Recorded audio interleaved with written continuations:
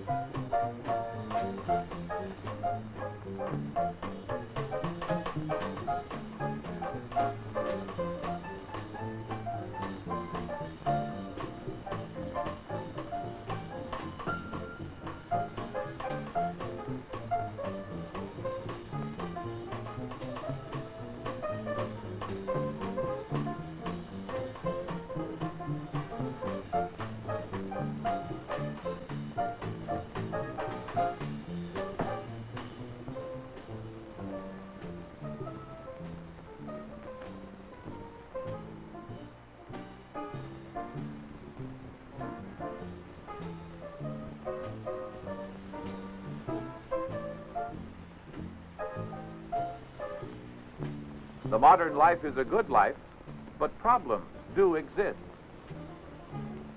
Man has always been troubled by insect pests.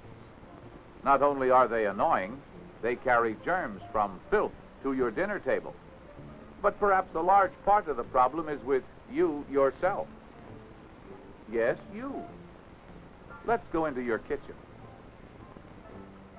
After supper, you scrape your plates into the garbage bag.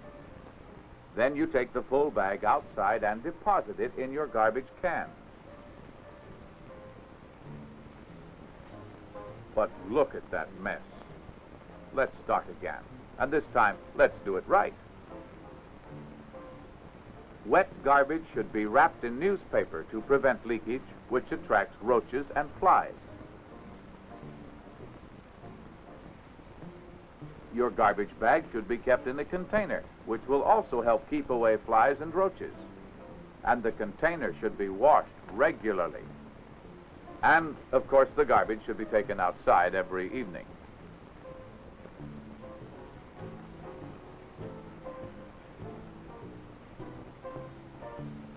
Wait a minute. Your kitchen is all right now, but what about this? This is a mess that must be cleaned up. Let's start by looking inside your garbage can.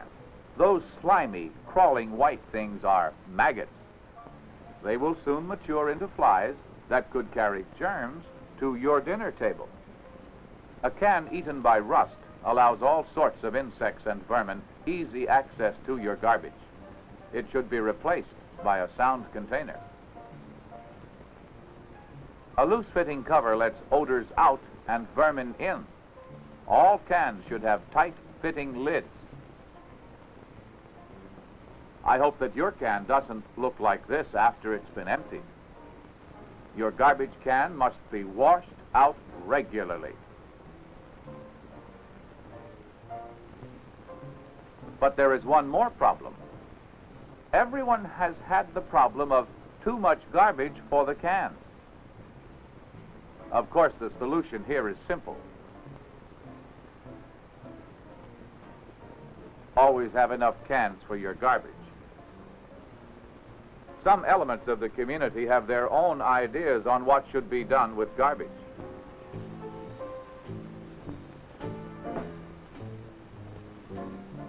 Scenes like this can be prevented by building a simple rack for the containers. This also keeps the cans off the ground and prolongs their usefulness. But all this is just the first step in solving the refuse problem. The next step is collection. Special trucks with hydraulic rams to compress the garbage are recommended for refuse pickup from homes. For commercial pickup, other special trucks are available.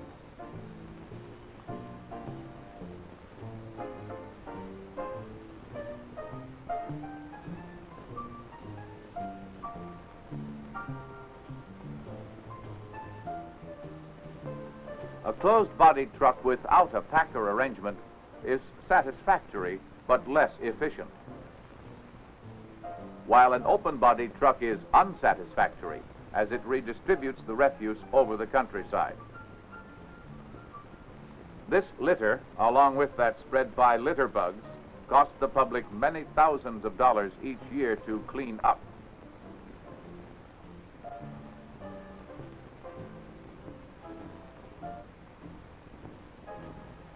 Now, what happens to the refuse after it has been collected? That's right, it is usually taken to a dump.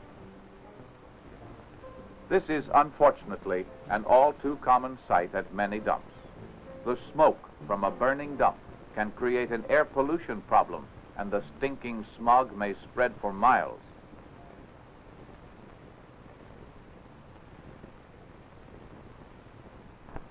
In a non-burning open dump, although there is no smoke, there is a pervading, offensive stench.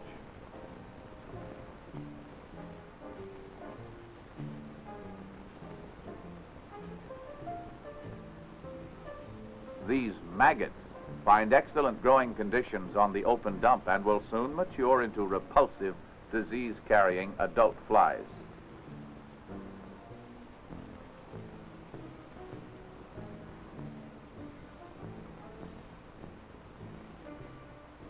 Rats find an abundance of food and a good home on open dumps. They too are responsible for the spread of several serious human diseases.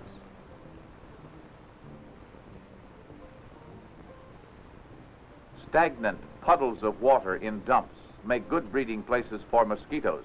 These wiggletails soon grow into biting mosquitoes, which are efficient disease spreaders.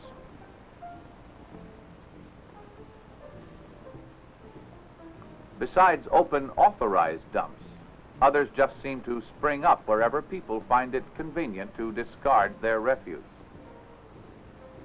Such promiscuous dumps are hard to control, offensive, and a community health problem.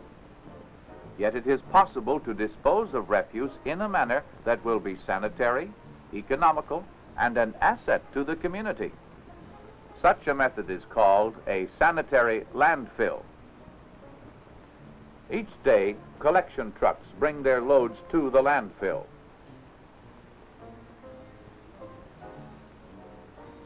Here they deposit the refuse.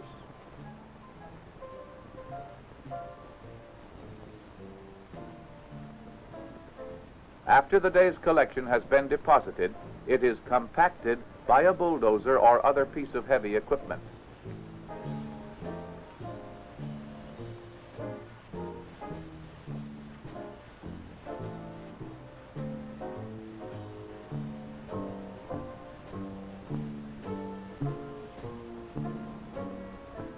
After the refuse has been compacted, it is covered each day with a layer of earth.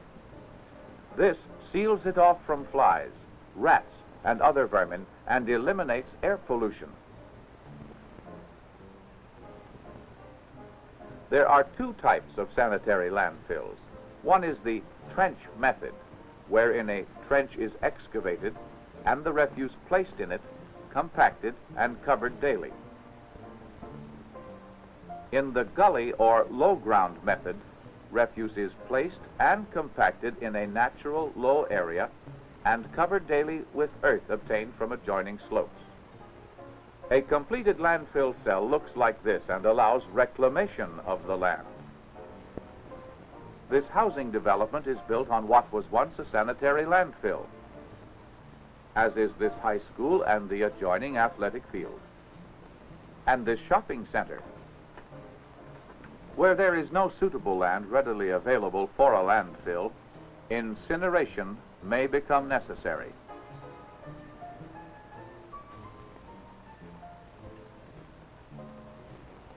Incinerators are expensive to build and operate. ashes and other unburnables must still be disposed of elsewhere.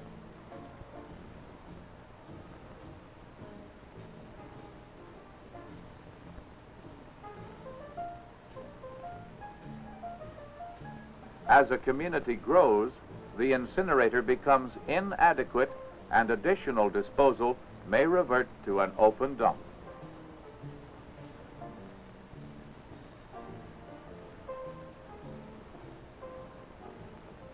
These flies that vomit on your food when they eat it breed well here too.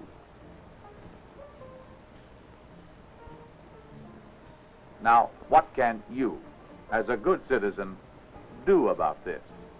Yes, you. First, make sure that your personal responsibilities are taken care of. Wrap your wet garbage. Empty your garbage regularly and have enough cans with tight-fitting lids in good condition. And keep your containers clean. Of course, this is just a start. The refuse problem is not one that can be solved by a single individual. It will take concerted action. It is a community problem and must be handled as such. A problem that grows bigger and bigger as people live closer and closer together. If you care, you can have this. If you don't care, you will have this. It's all up to you.